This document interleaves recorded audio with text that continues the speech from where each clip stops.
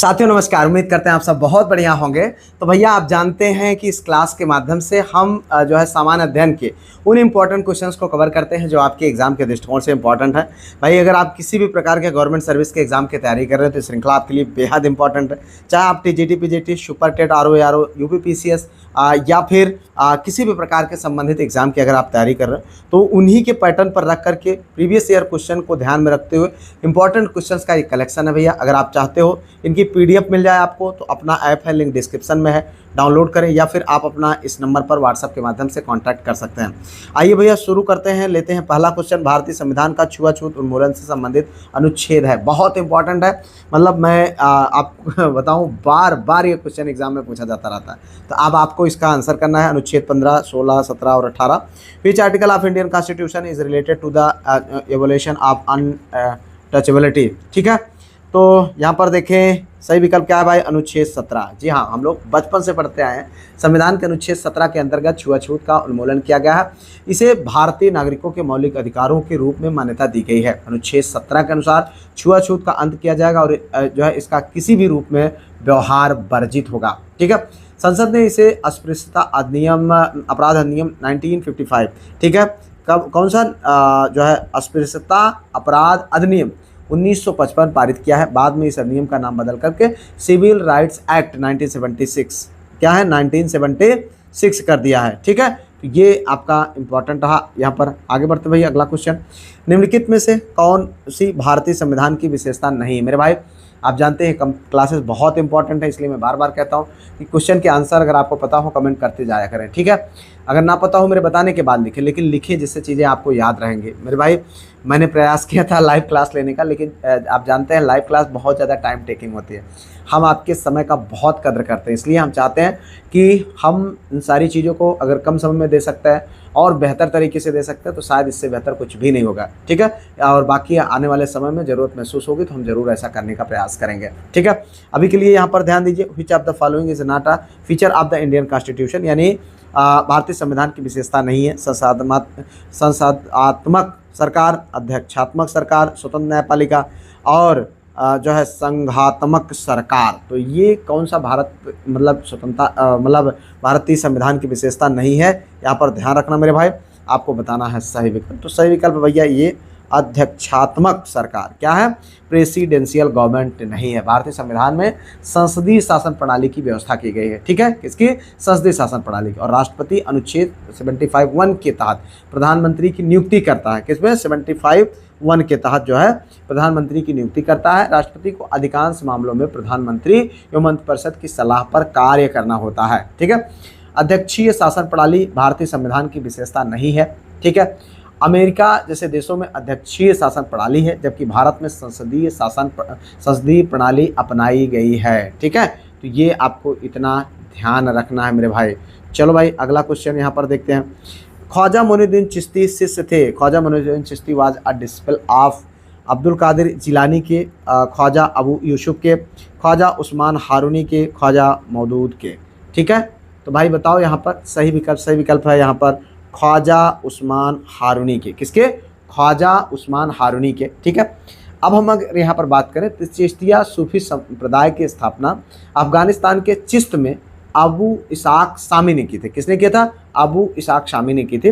भारत में इसका प्रचार प्रसार ख्वाजा उस्मान हारूनी ने के शिष्य जो है ख्वाजा मोइनुद्दीन चिश्ती ने किया था। ठीक है, तो इतना आपको यहाँ पर जानना चाहिए। अब हम बात करेंगे वे 1192 ईस्वी में, कब?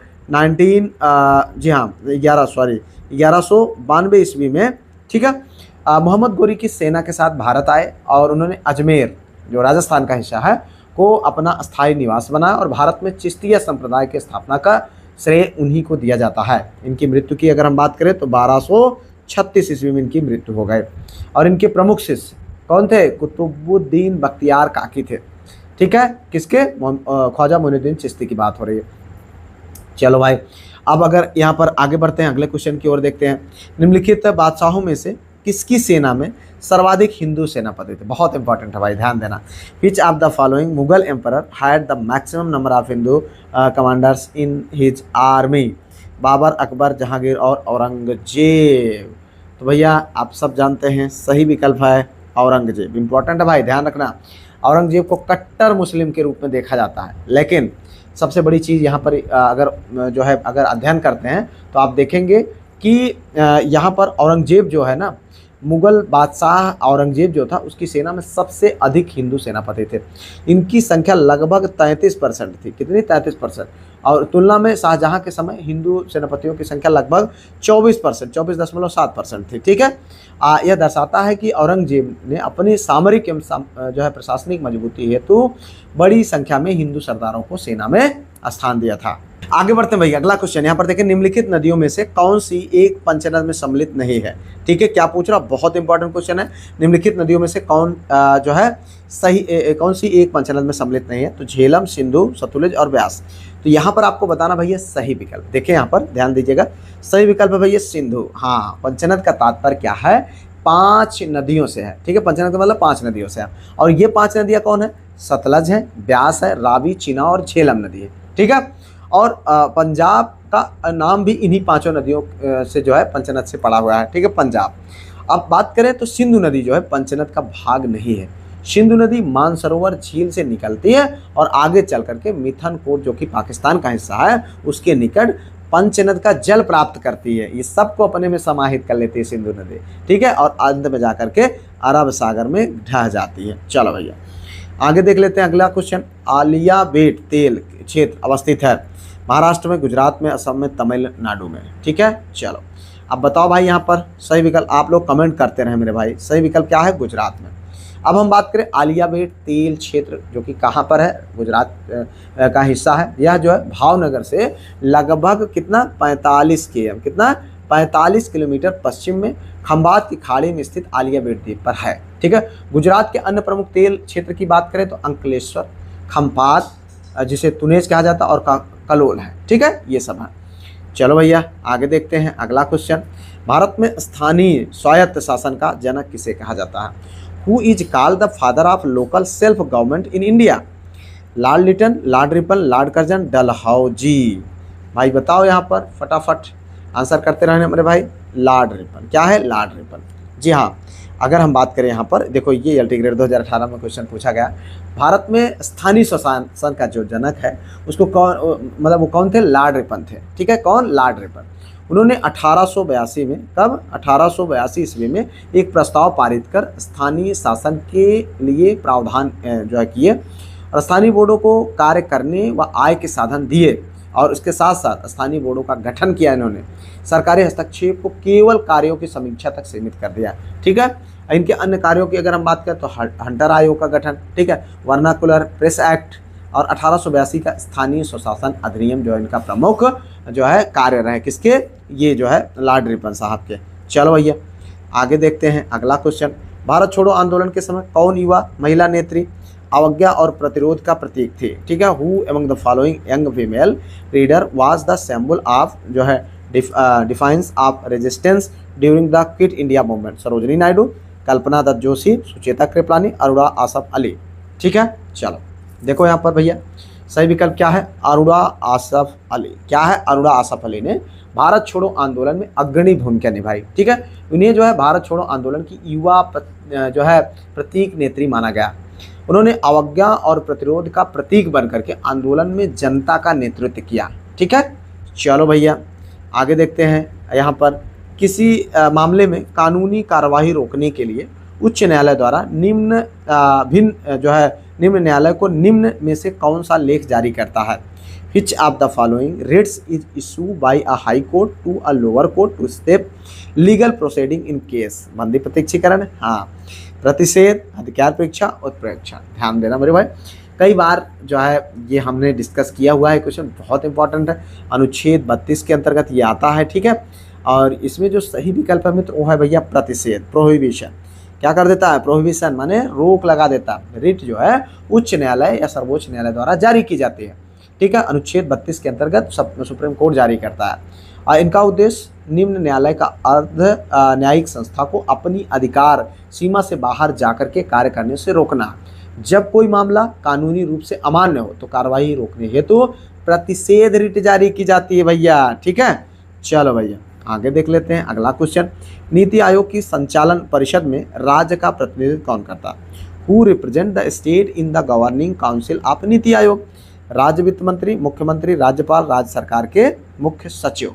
ठीक है, अब देखो यहाँ पर आपको आंसर करना भैया, सही विकल्प क्या होगा? सही विकल्प है मुख्यमंत्री, चीफ मिनिस्टर्स। ठीक है, अगर हम बात करें नीति आयोग का गठन का, तो ये कब हुआ था भैया? 1 जनवरी 2015 को हुआ था। ठीक है, किसके स्थान पर हुआ? योजना आयोग के स्थान पर। और इसका संचालन परिषद में राज्यों का प्रतिनिधि उनके मुख्यमंत्री व केंद्र शासित प्रदेशों का उपराज्यपाल करते हैं। अगर हम इनकी संरचना की बात करें तो अध्यक्ष कौन होता भैया? अध्यक्ष होते हैं हमारे पीएम साहब। ठीक है, जो कि पदेन होते हैं। उपाध्यक्ष प्रधानमंत्री द्वारा नियुक्त कर दिया जाता है। और संचालन परिषद सभी राज्यों के मुख्यमंत्री, उनके शासित प्रदेशों के उपराज्यपाल। क्षेत्रीय परिषद की अगर हम बात करें तो विशिष्ट क्षेत्रीय मुद्दों के समाधान हेतु ये किया जाता है। पदेन सदस्य की बात करें तो अग्रणी अनुसंधान संस्थानों से बारी बारी से होते हैं। ठीक है, सीईओ की बात करें यहाँ पर हम तो जो है भारत सरकार का सचिव प्रधानमंत्री द्वारा मतलब निश्चित कार्यकाल हेतु नियुक्त किया जाता है। चलो भाई आगे देखते हैं, अगला क्वेश्चन यहाँ पर देखो, पृथ्वी की सतह के ऊपर भू स्थित उपग्रह की भूमध्य रेखीय परिधि में ऊंचाई लगभग होती है, आपको बताना है।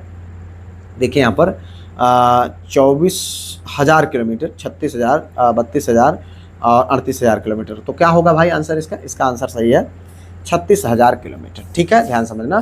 भू स्थिर उपग्रहों को लगभग 36,000 वर्ग मतलब किलोमीटर की ऊंचाई पर स्थापित किया जाता है। इसकी गति पृथ्वी की घूर्णन गति के समान होती है। ऐसे उपग्रहों को क्या बोला जाता है? जियो स्टेशनरी सैटेलाइट कहा जाता है।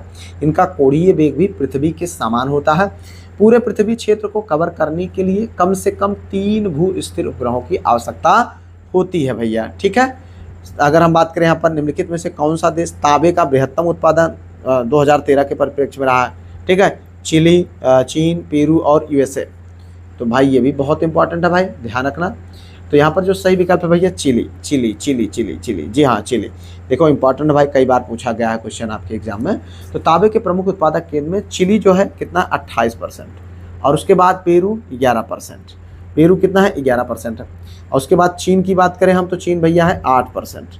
कितना? 8%। तांबे का उपयोग जो है प्रागैतिहासिक काल में होता था और तांबे को टिन के साथ मिश्रित करने पर कांसा यानी ब्रोंज तथा जस्ता के साथ मिश्रित करने पर पीतल बनता है। ठीक है, और इसका मुख्य उपयोग जो है विद्युत उद्योग के लिए, बर्तन निर्माण के लिए, अभियांत्रिकी के लिए, प्रिंटिंग एवं रंगाई के लिए। और तांबा खनिज के प्रमुख अयस्क की हम बात करें तो भैया चास्को पाइराइट होता है, चास्कोसाइट और बर्नाइट मतलब सल्फाइड के रूप में इसका प्रयोग होता है। ठीक है, आगे देखो यहाँ पर निम्नलिखित में से कौन एक पर्यावरणीय क्षरण का कारण नहीं है? बढ़ती हुई कारपोरेट शक्ति, ध्यान देना भाई, प्रयोग तथा फेंको द्वारा प्रारूप, सहज रहन सहन का प्रतिरूप, नगरीकरण। मतलब पर्यावरणीय क्षरण का कारण नहीं है पूछ रहा है। क्या पूछ रहा है? पर्यावरणीय क्षरण का कारण नहीं है। तो सहज रहन सहन का प्रतिरूप ये कहाँ पर्यावरण के? भाई सहज तरीके से अगर आप रह रहे हो तो पर्यावरण का क्या नुकसान हो जाएगा? बढ़ती कारपोरेट शक्ति ये बहुत बड़ा नुकसानदायक। प्रयोग तथा फेंको का उपयोग, यूज एंड थ्रो वाला पैटर्न। ठीक है, जैसे पत्तल जो है झिल्ली आप जानते हैं। ठीक है, प्लास्टिक वाला। नगरीकरण ये इनके प्रमुख कारण हैं। ठीक है, तो ये जो है आप इसको इतना ध्यान रखना मेरे भाई। चलो भाई आगे देखते हैं अगला क्वेश्चन। मार्च 2025 में संपन्न कबड्डी विश्व कप 2025 में, ठीक है, पुरुष कबड्डी का खिताब किस देश ने जीता है? ठीक है, आप देखें यहाँ पर भारत, इंग्लैंड, ईरान और स्कॉटलैंड। ठीक, आंसर करो। सही विकल्प है भैया भारत। जी हाँ, भारत। अगर हम बात करें कबड्डी विश्व कप 2025 का आयोजन की अगर हम बात करें तो 17 से लेकर के 23, कब? 23 मार्च 2025। इंपॉर्टेंट है भाई, ध्यान रखना। 2025 है तो ये ना समझना कि नहीं पूछा जाएगा। जो है इंग्लैंड में हुआ था और पुरुष कबड्डी जो खिताब है भारत ने इंग्लैंड को ही हरा करके बिल्कुल लगान वसूल किया है भैया। महिला कबड्डी खिताब की बात करो तो भारत ने इंग्लैंड को हरा करके, मतलब पुरुष और महिला दोनों टीमों ने इंग्लैंड को हरा करके जीता है। कबड्डी खेल में भारत वैश्विक श्रेष्ठता पुनः सिद्ध किया है। चलो भाई आगे देखते हैं। यहाँ पर ग्रीन हाउस प्रभाव में कौन सी गैस मुख्य भूमिका निभाती है? Which gas plays a major role in the greenhouse effect? N2, SO2, CO2, O3। तो यहाँ पर जो सही विकल्प है भैया वो है CO2 यानी कार्बन डाइऑक्साइड। हाँ, ग्रीन हाउस गैसों में सबसे प्रमुख कार्बन डाइऑक्साइड है। यह गैस जीवाश्म ईंधन जैसे कोयला, तेल, गैस से जलने से उत्सर्जित होती है। वातावरण में जो है कार्बन डाइऑक्साइड की वृद्धि दर की अगर हम बात करें तो लगभग 0.5%, कितना 0.5% यानी आधा % प्रति वर्ष के हिसाब से हो रहे हैं। और ग्रीन हाउस में जो है प्रमुख श्रेणियां हैं, पहले नंबर पर कार्बन डाइऑक्साइड होगा, उसके बाद मेथीन CHO, ठीक है, उसके बाद आपका जलवाष्प H2O, नाइट्रस ऑक्साइड N2O, ये सब हैं, ठीक है। इन गैसों में वैश्विक तापमान एवं जलवायु परिवर्तन होता है इन गैसों की वजह से। वायु शक्ति में ऊर्जा का कौन सा विद्युत ऊर्जा में परिवर्तित होता है? Which form of energy is converted into जो है electrical energy in wind power? गतिज ऊर्जा, स्थिर ऊर्जा, सौर ऊर्जा, विकिरण ऊर्जा, ठीक है। चलो भाई यहाँ पर देखो, अब आपको इसका आंसर करना है। सही विकल्प क्या है? सही विकल्प है गतिज ऊर्जा। हाँ भाई, वीडियो को लाइक करते जाओ यार, बहुत मेहनत से तैयार हो रही है, ठीक है। और हाइप सब्सक्राइब तो कर ही दीजिएगा। यहाँ पर देखो भाई, जो सही विकल्प है वो है यहाँ पर गतिज ऊर्जा। अगर हम बात करें वायु शक्ति में, वायु की गतिज ऊर्जा को विद्युत ऊर्जा में परिवर्तित किया जा रहा है। क्या क्वेश्चन था भाई? वायु शक्ति में ऊर्जा का कौन सा विद्युत ऊर्जा में परिवर्तित? तो गतिज ऊर्जा को किस में परिवर्तित किया जाता है? विद्युत ऊर्जा में परिवर्तित किया जाता है। पवन टरबाइन के जो ब्लेड होते हैं ये, ठीक है, ये ब्लेड वायु के प्रवाह से घूमते हैं और जब जो है घूर्णन जनरेटर को चलाता है तो इससे विद्युत ऊर्जा उत्पन्न होती है।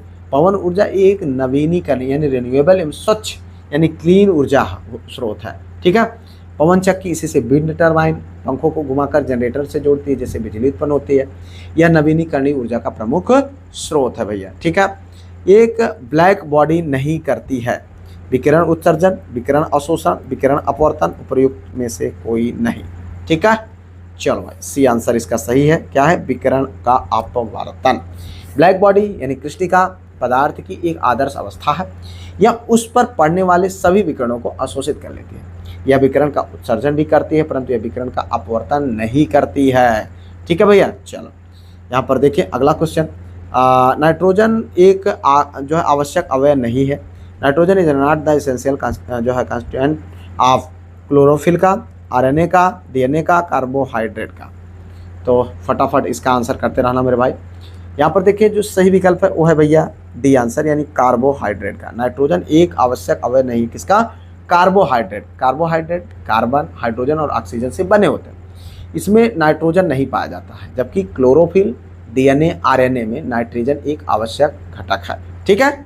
चलो भैया आगे देख लेते हैं अगला क्वेश्चन। जीन के भीतर क्षार अनुक्रम परिवर्तन कहलाता है। प्रतिरूपण, उत्परिवर्तन, प्रजनन, संयोजन। तो क्या होगा भाई इसका सही विकल्प? लिख देना खटाखट। जीन के भीतर क्षार अनुक्रमण परिवर्तन कहलाता है किसका? यहाँ पर उत्परिवर्तन का, म्यूटेशन का, ठीक है। जीन के भीतर क्षार अनुक्रम बेस सीक्वेंस का जो है परिवर्तन उत्परिवर्तन कहलाता है। उत्परिवर्तन से आनुवंशिक विविधता उत्पन्न होती है। इस प्रक्रिया में जो है DNA की प्रतिलिपियों में बदलाव होकर नए जीन उत्पन्न होते हैं। ह्यूगो डी ब्रीज ने संस्था प्रिमरोज नामक पौधे का प्रयोग कर उत्परिवर्तन का सिद्धांत प्रस्तुत किया है, ठीक है। चलो भाई आगे देखते हैं अगला क्वेश्चन। ब्रह्मोस मिसाइल को संयुक्त रूप से विकसित किया गया है भारत और जापान में, भारत और अमेरिका, भारत और रूस, भारत और बांग्लादेश। तो सही विकल्प में बहुत बार हम लोगों ने इसको देखा है, किसमें? भारत और रूस। जी हाँ। अब ये नाम जो ब्रह्मोस पड़ा है वो कैसे पड़ा है? ब्रह्मोस मिसाइल भारत और रूस की संयुक्त परियोजना है। यह एक सुपरसोनिक क्रूज मिसाइल है, ठीक है। और इसका नामकरण जो है ब्रह्मपुत्र, भारत की जो नदी है, प्लस रूस की जो नदी है मास्कवा, दोनों को मिलाकर ब्रह्मोस बनाया गया है, ठीक है। प्रारंभिक मारक क्षमता इसकी अगर हम बात करें तो 290 km थी। कितना? 290 km थी। अब नवीनतम क्या कर दिया गया? 800 किलोमीटर कर दिया गया है, ठीक है। 800 किलोमीटर हो चुकी है।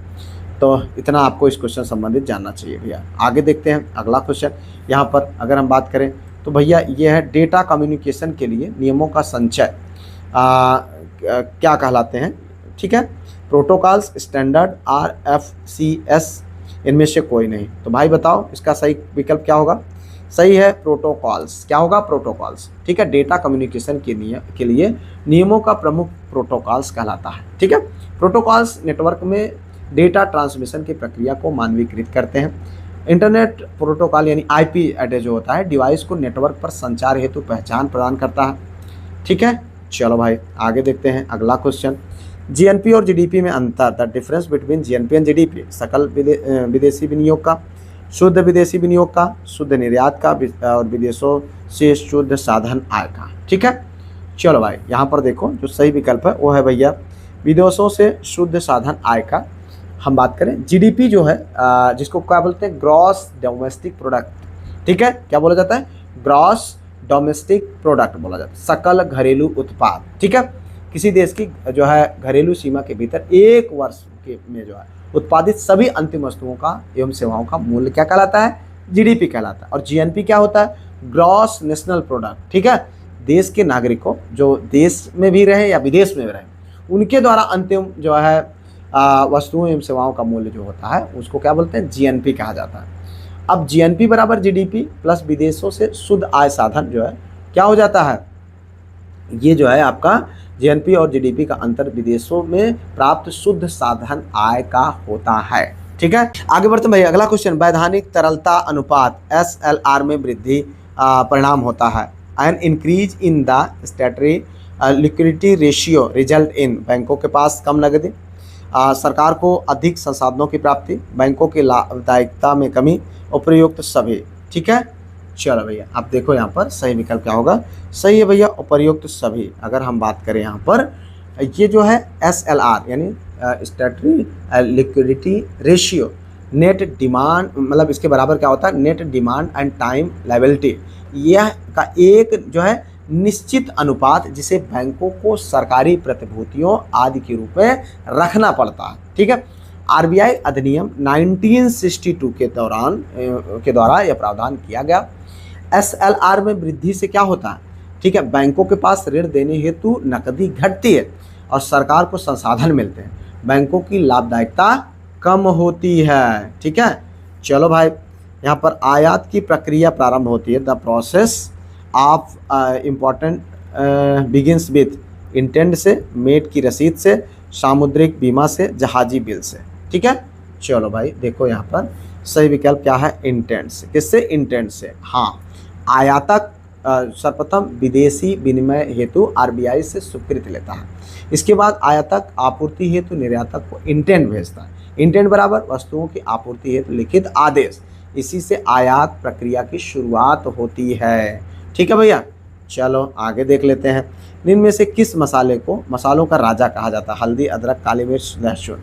बताओ भैया क्या है सही विकल्प, सही विकल्प है भैया काली मिर्च। हाँ भैया बहुत महंगा होता है ये काली मिर्च, जी हाँ, काली मिर्च मसालों का राजा कहा जाता है। ठीक है, इसे पिपरीन नामक एक मतलब नामक तत्व जो है तीखापन बनाता है, इसमें पिपरीन होता है, इसी वजह से तीखा हो। यह मसाले के साथ साथ औषधीय गुणों से युक्त होता है। इसका प्रमुख उत्पादन केरल, असम, मेघालय और पूर्वोत्तर भारत में है। ठीक है, चलो भाई उत्तर भारत में मॉडर्न कोच फैक्ट्री कहाँ स्थित की गई, बरेली, रायबरेली, अमेठी, सुल्तानपुर।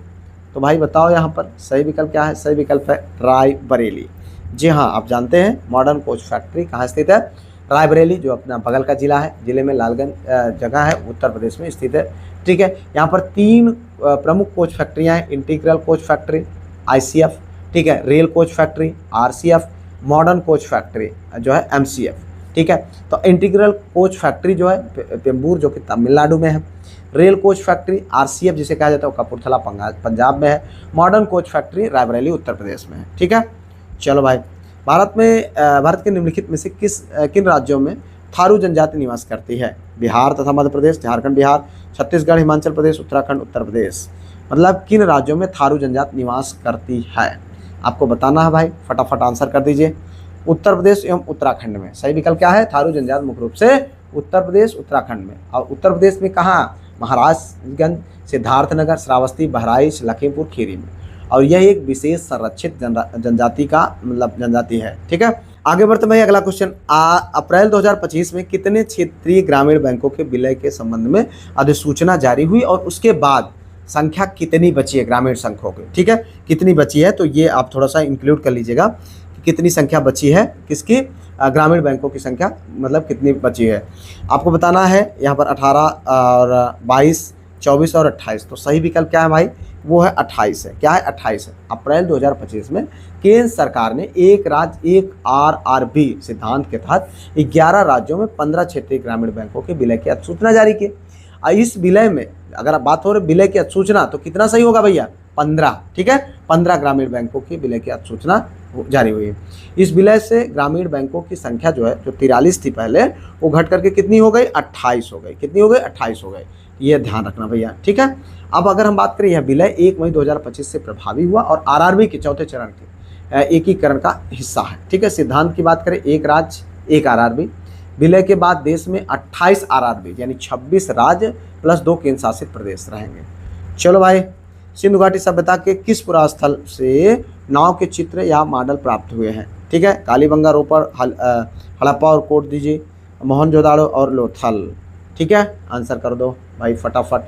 तो सही विकल्प है भैया यहाँ पर मोहनजोदाड़ो और लोथल। हाँ, मोहनजोदाड़ो से नाव की आकृति वाली मुहर यानी सील प्राप्त हुई है। लोथल से नाव का टेराकोटा मॉडल प्राप्त हुआ है। इससे स्पष्ट होता है कि सिंधु सभ्यता समुद्री व्यापार करती थी। और मोहनजोदाड़ो की खोज कब हुई थी, 1922 ईस्वी में राखालदार बनर्जी ने की थी, ठीक है। चलो भैया आगे देखते हैं अगला क्वेश्चन। कोणार्क मंदिर किस देवता से संबंधित है, ठीक है। विष्णु, शिव, सूर्य और गणेश। तो बताओ भाई, सही विकल्प है सूर्य। जी हाँ, कोणार्क का सूर्य मंदिर कहा जाता है भैया, ध्यान रखना। कोणार्क का सूर्य मंदिर उड़ीसा राज्य में है। कहाँ पर, उड़ीसा राज्य में, ठीक है। उड़ीसा राज्य में, उड़ीसा राज्य में है, उड़ीसा राज्य के पुरी में है, ठीक है। ध्यान रखना, पुरी जिले में स्थित है। इसे अंग्रेजी में ब्लैक पगोडा भी कहा जाता है। इसका निर्माण की बात करें तो 1236 से लेकर के 1264 के मध्य इसका जो है निर्माण किया गया। और निर्माता गंगवंश के राजा नरसिंह देव प्रथम जी थे, ठीक है। अब निर्माण सामग्री की बात करें तो लाल बलुआ पत्थर तथा काला ग्रेनाइट पत्थर का उपयोग करके बनाया गया। स्थापत्य कला ये कलिंग शैली, नागर शैली का रूप है, ठीक है। और मंदिर की संरचना सूर्यदेव अर्क के रथ के रूप में जो है निर्मित है। और इसमें 24 विशाल पहिए तथा 7 घोड़े दर्शाए गए हैं, ठीक है। तो इस तरीके से हम लोगों ने यहाँ पर इम्पॉर्टेंट उन क्वेश्चन को देखा जो आपके एग्जाम के दृष्टिकोण से बेहद इंपॉर्टेंट है। उम्मीद करते हैं ये क्लास आपके लिए बहुत ज़्यादा बेनिफिशियल होगी और अभी तक आपने ऐप को डाउनलोड करके जो है PDF को प्राप्त कर लिया होगा, ठीक है। और टेस्ट में पार्टिसिपेट कर रहे होंगे। कोई सुझाव हो कमेंट करिएगा, वीडियो को like, channel subscribe, hype share कर लीजिएगा। मिलते हैं किसी और वीडियो में किसी और टॉपिक पर, तब तक के लिए जय Hind, Vande Mataram, best of luck.